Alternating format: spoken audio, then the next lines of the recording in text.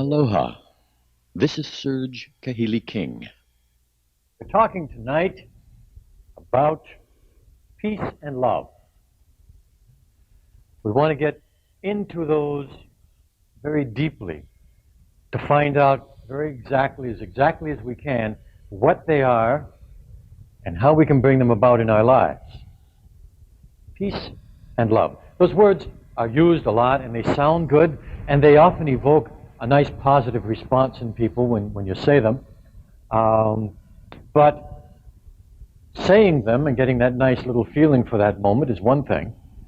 But learning how to live them so that these become the reality of your whole life is another thing. And there's a lot of ideas and actions and beliefs in the world that seem to work against it. So we want to talk a little bit about those too. Let's take one thing at a time. Let's take peace. Try and get a better understanding of it. When we say the word peace in English, often why the thing goes along with peace and quiet. Right? The two kind of go along together. But other than that, we mean, okay, no conflict. But it doesn't bring a lot of other things with it as far as deep meaning with it. I think we can go to the Hawaiian word for that and get some other ideas from it. We have, the word is malu. That's M-A-L-U.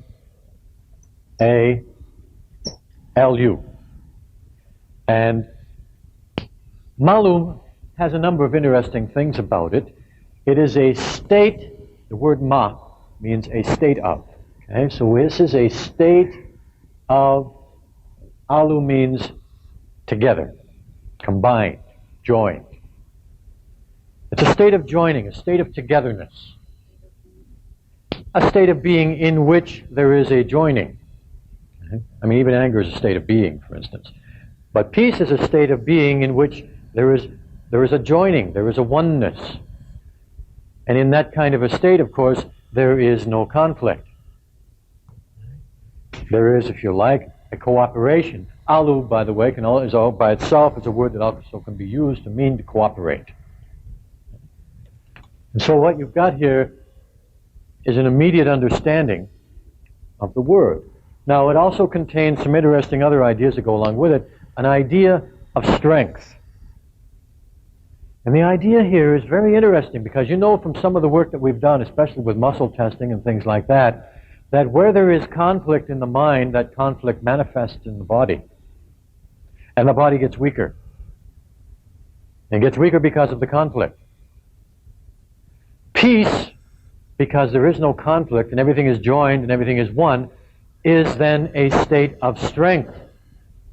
And as we know from our, again, things with the muscle testing, when there is no conflict in the mind, there is no conflict then in the body, and for instance, when we're doing the arm test, the arm is held up nice and strong. So that peace is bringing about strength. It also means quiet. Peace does. And that's the kind of quiet which is different from a loud, noisy, raucous, upsetting kind of situation or kind of state. Where it feels good when it's quiet. Now, we don't necessarily mean the kind of quiet where there is no noise, no sound whatsoever. It's not that. It's the kind of quiet where there is calmness. Where you can be highly active in a state of peace because there is an inner calm in that state. Now, what happens? How can we help to bring this about?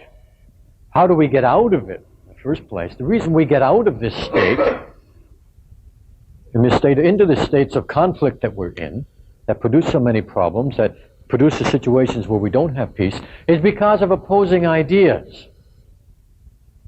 Primarily, the biggest idea that produces that state is an idea called fear.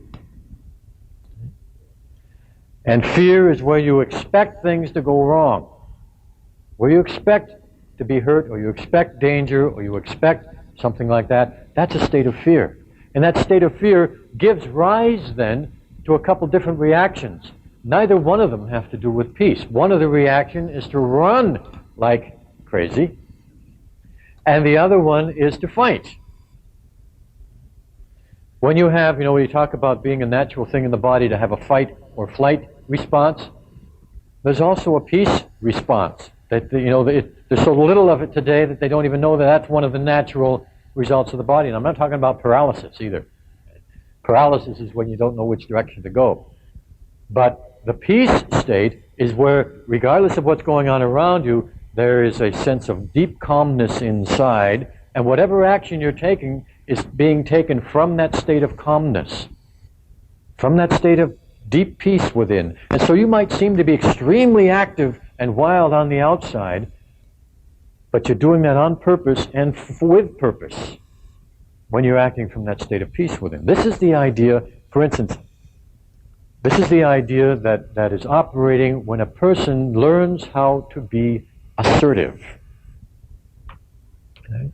A person who learns how to be assertive has a particular part of themselves inside that they know is them, that they are sure of, that is a source of strength and deep calm inside, something like, if you like, the eye of a hurricane, that deep calm inside. And it is such a deep calm and such a deep peace that when they act assertively, not aggressively, but assertively, they are acting with purpose and for a purpose, and they accomplish that purpose, and they accomplish it in the easiest, most peaceful way possible. It is very interesting that assertiveness can bring about peace many, many times. It's like being assertive enough often to say no. That's being assertive. And when that's done from a peaceful state, it is extremely powerful. If it is done from a fear state, it doesn't have very much power. And the aggressive state is one where somebody's acting out of anger, and the reason people act out of anger is because they are afraid. They are afraid of not using anger. The only way they know how to get their point across or to act or to accomplish something is to use anger, to protect themselves, to defend themselves. And there are times when that may be appropriate. Of course, it's not the only way that somebody has to act. That's better than not acting at all. But there are better ways than that. And so there's a big difference between the person who is acting assertively and the one who is acting aggressively. Aggressiveness is always coming from a fear state. And it's done to protect, and it's done, maybe it has a good purpose within, but it's always coming from fear, and so it is inherently weakening. And we say, well, look at all this power, look at all the strength, look at all the destruction somebody can do with anger. Folks, let me tell you about destruction and all that kind of stuff. Anybody can destroy. That doesn't take any great skill. I mean, anybody can pick up a weapon, or anybody can pick up a stick or something like that and hit and hurt. Not big deal. That's no power in that. It seems like it from our eyes because we're so scared of it, but also nobody can be hit or hurt without their inner consent. So even the person that seems to be doing so much destruction is only doing it with the inner soul consent of the people involved. That doesn't absolve them, not at all. But it can only be done that way, which shows how little their power is. And over again, it's been shown where a person is coming from that state of peace, the person who's trying to hurt or harm can't touch them, won't touch them often, will stop dead and turn around. And that state of peace often comes from that state of strength, which is a state of conviction. When there is conviction about something, very strong conviction, then there is a state of peace within that person. That's why it is no accident, I'll drop this one, it is no accident that many great leaders have had assassination attempts over and over again, and they don't work. They always miss them. Okay? Study your history. Many great leaders have, people try to assassinate them and they always miss. Okay? Charles de Gaulle, my gosh, he was one of the ones that went through so many attempts in his life, never touched him. He lived to his ripe old age and ended and, quit when he was ready in a peaceful, calm way. Why does that happen? It is because the state of peace within, which in this case is a state of strength based upon a firm conviction of a mission or a firm conviction of being right or doing right, that creates an aura, an actual aura of protection around one. And that's why Malu has another word that we don't often associate with peace, but another meaning for it is protection. But it's not the protection that comes from fear. It's a natural protection that comes from being in a state of peace. And remember, that state of peace is a state where you are at one, you were talking personally, where you are at one with yourself. Your I is single, as one other great master said. You are not conflicted within yourself about your purposes, about yourself, about who you are, about what you are, about where you're going. Of course, that sounds like an ideal. And it is. Great. That's what ideals are for. Something we can reach toward. And the closer we get to that, the more effective it becomes for us. It's not like we have to make a great leap from 0 to, 100. We get better and better as we go along, as we move closer and closer to it. We get more and more peaceful within, and we get more and more effective without. Coming from that state of peace. Now, in practical ways, what can we do about it? How can we achieve that ourselves and have that sense of feeling within? There are some certain things that can happen. One of them is to learn how to come in to the present moment. Learn how to be aware of this present moment in a sensory way. That means not just looking around, although that's good. A lot of people don't even do that, don't even see or notice their surroundings. So that's a good place to start. Being aware of your surroundings visually, being aware of your surroundings by sound, but being aware by touch, and being aware with your body, and being aware of your body. Being aware of your body. It is absolutely amazing that all the people that I work with, how many of them are out of touch with their body. It is understandable because there is a great learning that has often gone on in this life growing up that the world is a dangerous place and that the present moment is a dangerous place. And in trying to draw away from that for self-protection so one can survive, often one removes oneself into the head and away from the body. Till one, sometimes it happens then that a person isn't even aware of what's happening when they get upset or whether they're under stress or not, or what the effects are of walking into a room, the effects on their body of different situations. They're totally unaware of that. And what happens when they think different thoughts? And it's because, for their own reasons of self-protection, they drew away from it. And yet, if they really want to grow, they really want to achieve peace of mind as well as peace of body, you've got to get back in touch with the body and you've got to get in love with it. Yes?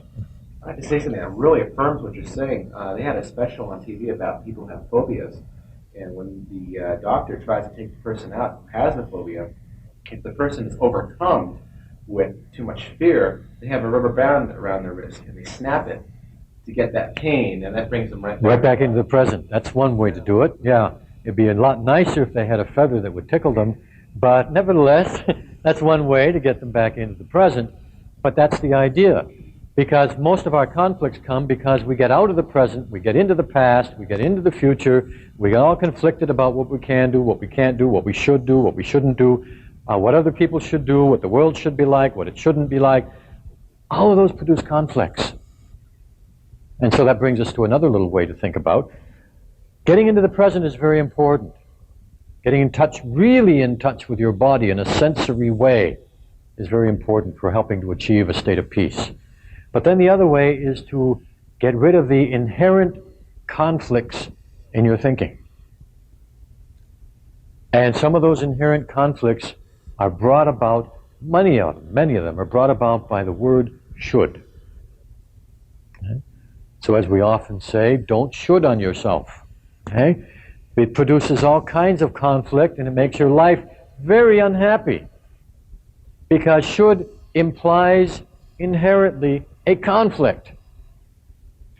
If you say that person shouldn't do that, the reason that produces stress on your body and a conflict is because the person is doing that. And you know that. And you're aware of that. But you try to deny, put it out of existence by saying they shouldn't do it, but they are doing it, but they shouldn't, but they are, but they shouldn't, but they are, but they shouldn't, but they are. And that produces an ongoing, continuous conflict. Whether that applies to yourself or situation, a person, the past, or the future, doesn't matter. That's what produces so much of the conflict in the world that can lead to those feelings of unease and unrest that finally a person doesn't know what else to do with that. They go out and hit somebody. Now that means either hit somebody with their hand or hit somebody with a Sherman tank. Either way, they express it in some way, that violence, because of the internal conflict. If they weren't internally conflicted, they would not express that conflict in the outer world, which is one of the reasons for this order, is to help people learn how to create peace within, so that we can create peace on the outside as well. But it's got to start within. It has to begin, but it has to begin by doing these things, by changing the way one senses, by changing the way one thinks. And don't worry about changing the way you feel. If you change the way you think, you will automatically change the way you feel, because feelings follow thought. So you got two things to work with, that's all. You got the body, and really it's awareness of the body in the present moment, and you've got the conflicted thoughts that you might have in your mind. When you become aware that you are thinking in a conflicted way, just be aware and see what you can do in that moment to change it. Your subconscious learns very fast. It doesn't take much to do that. You just have to pay attention and do something. So you can create peace inside. And that peace that you create inside will automatically start creating peace around you. Now, it may not be easy. You may really have to put some effort toward it to bring your mind back to center over and over again for a while. That's okay. The price is cheap. The reward is great. It's worth doing that. Now, let's go on while we're still talking about this in a way. The other thing that comes along with peace very easily and naturally is love. And of course, love has so many meanings in English. It's one of those words where love is used for all kinds of stuff, right? Everything for stuff that is the most highest, you might think of altruistic spiritual concept that's conceivable, all the way down to a vitamin deficiency in some of its symptoms. Right? Love. Let's go back to the Hawaiian again for this one, because it's such a rich language in these things. Aloha. And let's just get a reminder of that meaning. Alo is another thing. It means to share an experience. And oha means joy and growth. Right? Ha is another term in here, which means the breath of life, which stands for the, if you like, the bioenergy or the ki or the mana, the power of life that we have. So what this has to do is love is sharing of joyful energy. That's love. That's why we can say to love is to be happy with. Love is the sharing of joyful energy. If it isn't joyful, folks, it isn't love. It might be something else. There might be good intent behind it. It's like when a parent thinks they're loving the child by being critical. Right? They're not expressing love when they're doing that. They're expressing their desire to have the child act in a particular way. And not necessarily for the good of the child. They may be kidding themselves about that. On the other hand, that may just be the only way they know how. Because they love an ideal which they can imagine that child to be. And because they love that ideal, they try to mold the child to fit that ideal. So there may be love of the ideal. But love is not expressed by criticism. Just isn't. Doesn't work very well. Does not create a loving feeling in the child or a loving feeling in the parent. doesn't produce the lasting results that the parent wants. It's not very good for getting to that ideal. And all too often, that word love is used as a cover-up for all kinds of very personal and selfish ends. Love is a sharing of joyful energy. You know when you love someone or something. It's when thinking about it or being aware of it makes you feel good. That's when you love. When thinking about it or being aware of it makes you feel good. Now, in terms of people, say, oh, I love so-and-so, but they really cause me pain in this area, and they really cause me pain in that area, and I can't stand the way they do that, and I wish they'd change this way, and all those kinds of things. Well, what you do is you both love them and hate them. And we are amazing beings in that we're able to do that all at once. But you're loving that person when you're liking that person, and you're not loving them when you're not. And we just sometimes switch back and forth real fast and do a lot more of one than the other at particular times. And all that means is that sometimes you love them and sometimes you don't. And also, let me put it this way, sometimes you may be expressing that. Like with a child, you may love the child all the time, even while you're spanking them.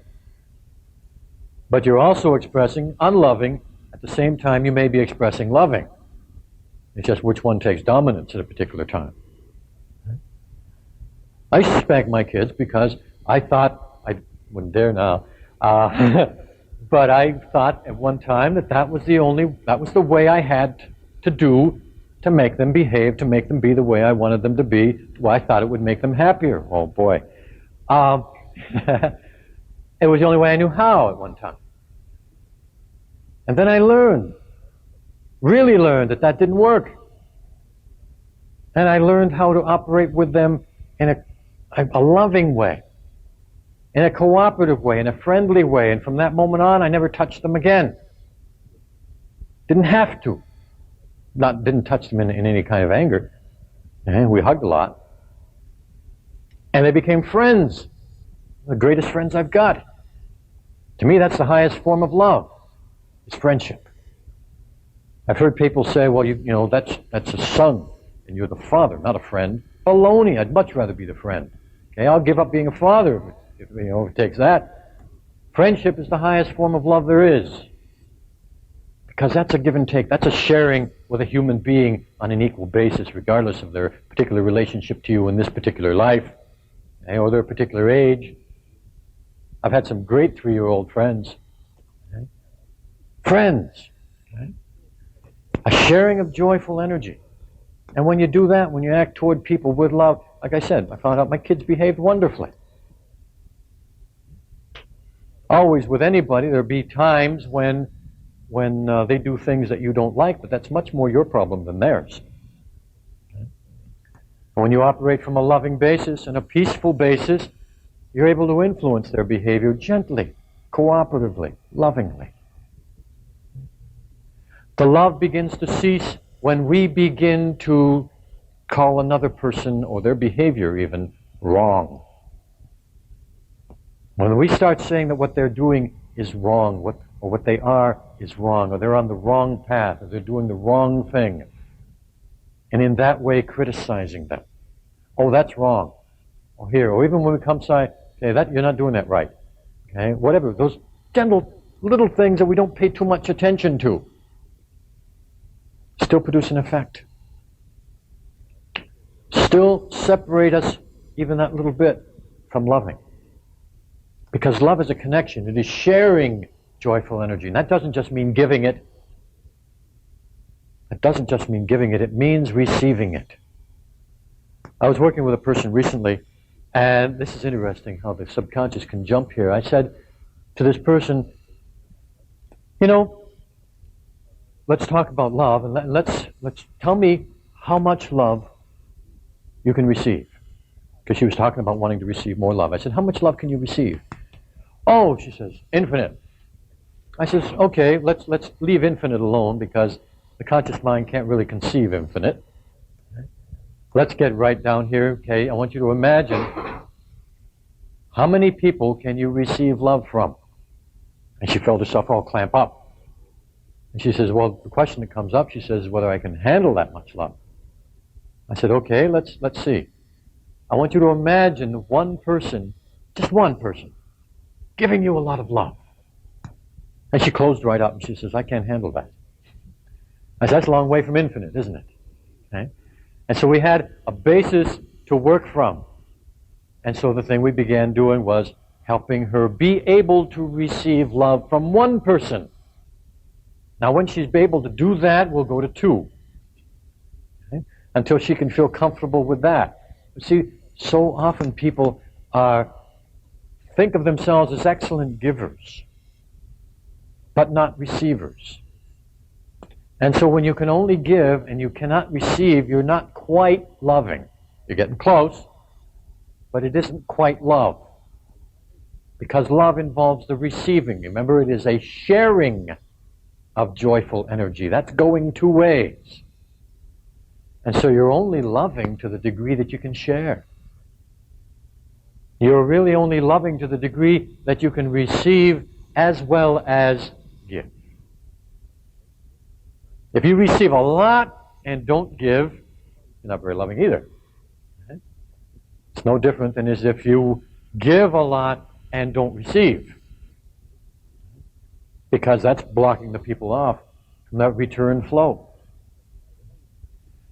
Now, even if you have to start with the idea, the imagined idea of one person really loving you unconditionally. You know what that means? Unconditionally simply means no matter what you do.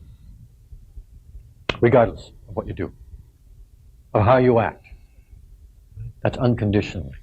You don't have to deserve it. You don't have to earn it. You don't have to be good. You have to do anything in particular. They just love you. Wow, heavy duty. Right? Sometimes that's even hard to imagine. But it's a good place to start. Because that's what love is. To the degree that you can experience that, that's what love is. If you have one person in your life who is sometimes friendly, that shows how much love you're able to handle. I mean, look around you. You get in this world what's coming out of you. This world is a reflection of what you are. If you have friends in this world, then you are obviously doing something right. If you have one friend, if you have a parakeet that likes you, okay, whatever, the fact that you can breathe shows the plants care about you. That's how much love you actually have and that you actually are expressing. If you're still here breathing, you're doing all right. It's a good place to start if nothing else is, that you can perceive is there. Right here, of course, you've got a lot of friends. But you've got to be able to perceive it, to enjoy it. So whatever love you experience in the world is love coming from you. But remember what that love is. Love is a sharing of joyful energy. Aloha.